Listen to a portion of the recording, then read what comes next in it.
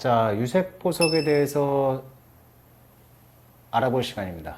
금은방TV 주얼리 디자이너 타쿤입니다. 자, 제가 크게 여러 가지에 대해서 유색 스톤에 대해서 설명을 해드리려고 하는데요.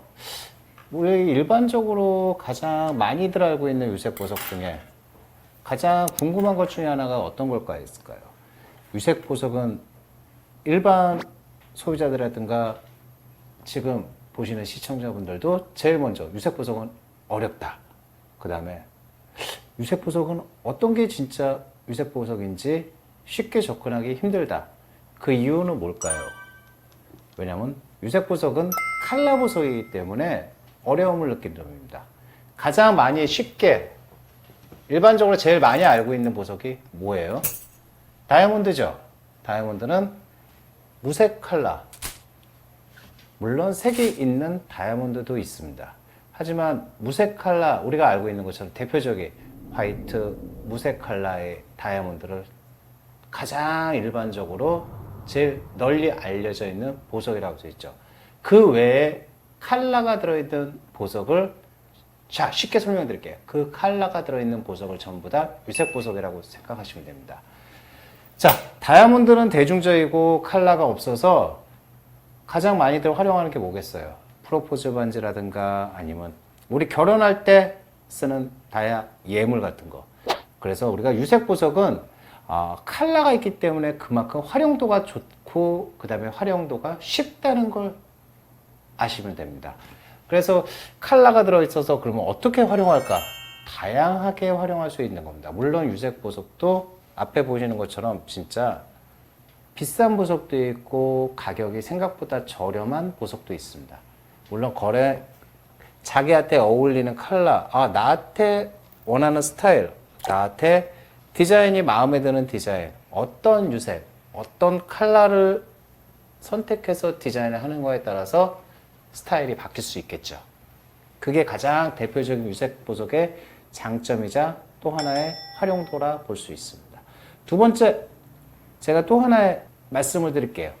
유색 보석 활용하는 방법에 대해서 설명해 좀 드릴게요. 자, 유색 보석은 제일 궁금한 게 뭐겠어요? 가격이 알 수가 없다. 왜냐하면 다이아몬드는 감정선한 게 있잖아요.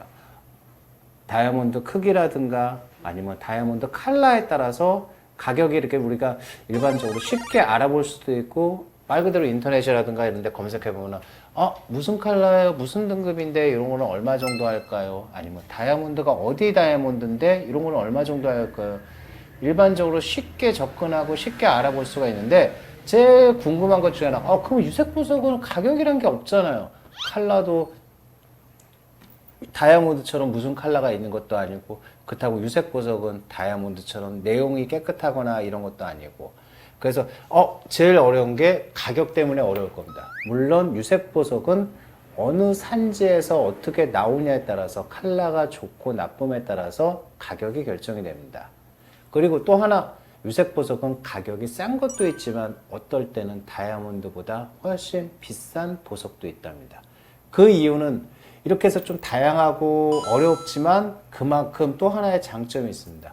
싼 거는 싼 대로 비싼 거는 비싼 대로 내가 그 컬러를 내 스타일에 맞춰서 디자인할 수 있다는 큰 장점이 있습니다. 그게 유색 보석의 매력이라 볼 수 있죠. 자, 또 하나. 유색 보석은 과연 그러면 어떻게 믿고 살 수 있을까요? 다이아몬드는 아까 제가 얘기했듯이 진짜 우리 많이들 보셨을 거예요. 다이아몬드 감정서라는 걸 보신 적 있으실 거예요. 물론 그 다이아몬드 감정서는 우리나라에도 여러 가지 업체가 있고 여러 감정서가 있습니다.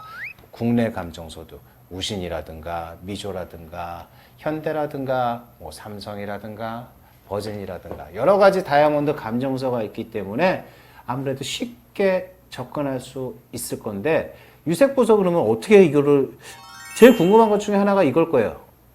내가 갖고 있는 유색 보석 이거 진짜인가? 가짜인가?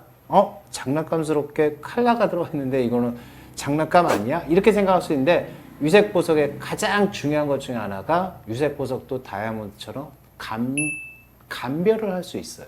그렇게 되면 이제 공신력 있고 믿을 만한 유색 보석 감정원에 가서 의뢰를 맡기실 수 있습니다. 그래서 이 유색 보석이 진짜인가 아니면은 그 다음에 이게 천연인가 합성인가 구분할 수 있는 게 가장 확실한 방법이 내가 알고 있는 감정소에 가서 아니면 내가 알고 있는 주얼리샵에 가서 의뢰를 하시면 사장님, 선생님 이거 혹시 유색 보석 감별 한번 의뢰할 수 있을까요? 그렇게 해서 하신다면은 이게 진위 여부를 구별할 수 있는 가장 손쉬운 방법 중에 하나입니다. 그리고 또 하나 유색 보석의 가장 믿을 만한 것 중에 하나가 유색 보석의 전문가는 실제 내가 유색 보석을 전문적으로 수입을 해야 되고 그 수입한 업체에서 전문가적인 디자이너와 함께 물론 저도 마찬가지입니다. 저 또한 디자이너 타쿤 또한 보석 감정사 자격증까지 갖고 있습니다. 실제 유색 보석을 전문으로 다루고 실제 칼라를 활용할 수 있는 디자이너의 역량이 좀 필요하겠죠.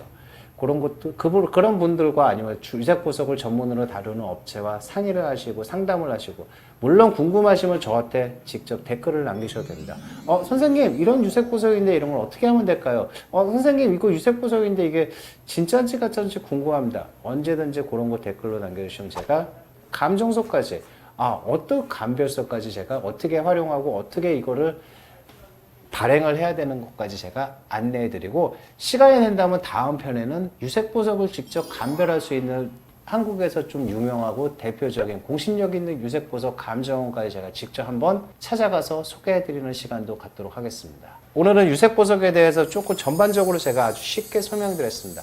가격을 어떻게 비싼 거와 싼 것도 있고 유색 보석 어렵게 생각하던 다이아몬드는 말 그대로 무색이라고 그랬죠. 유색 보석은 컬러가 있는데 이런 걸 어떻게 활용할까? 그리고 유색 보석은 가격이 진짜 천차만별인데 이런 것들을 어떻게 응용하고 나만의 주얼리로 할 수 있는지 응용할 수 있는지 방법에 대해서 설명해 드렸습니다. 다음 이 시간에는 아까 얘기한 대로 궁금하시면 저한테 댓글로 남겨주세요. 유색 보석을 진짜 감별할 수 있는 감정원까지 직접 찾아가서 거기에 있는 감정원 선생님과 한번 직접 대화도 나누면서 유색 보석에 대해서 좀 더 쉽게 설명해 드릴 수 있고 이런 것들은 진짜인지 가짜인지 이런 것까지 설명해 드릴 수 있는 시간을 갖도록 하겠습니다. 자, 여기까지 오늘 디자이너 타쿤과 함께하는 금방TV 유색 보석의 활용 방법에 대해서 알아봤습니다. 다음 시간에 다시 한번 찾아뵙겠습니다. 감사합니다.